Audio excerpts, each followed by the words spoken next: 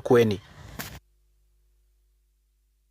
Na mzozo kati ya wanyamapori na wanadamu umetajwa kama changamoto kuu inayochangia mbuga nyingi nchini kutochangia pakubwa katika maendeleo ya taifa na kuimarisha uchumi.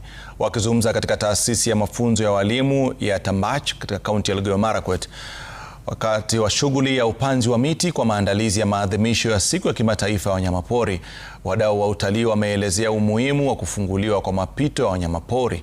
Kadhalika wamesisitiza umuhimu wa kutoa hamasisho kuhusu uhifadhi wa misitu kama njia kabambe ya kuwalinda wanyamapori. Kuna corridor ambayo inaanza hapa ikielekea South Turkana ikienda Nasolot mpaka Uganda. Hiyo migratory corridor imefungwa because of mambo mengine kama ukulima na hata ujenzi na mambo kama hiyo. Wakati mwingine wanaharibu mimea, labda wamejeruhi binadamu ama waua wengine, na tungetaka waziri wetu pamoja na wakubwa wote wa ministry na serikali watakuja kuhakikisha kwamba haya mambo yameshughulikiwa.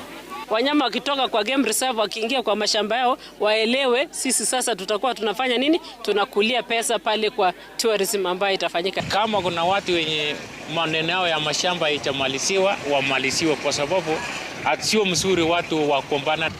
Vijana wetu aswa wale wanatafuta kazi wapate kuajiriwa kama wafanyakazi wa Rimoi Game Reserve. Naye katibu wa Wizara ya Maji na Umwagiliaji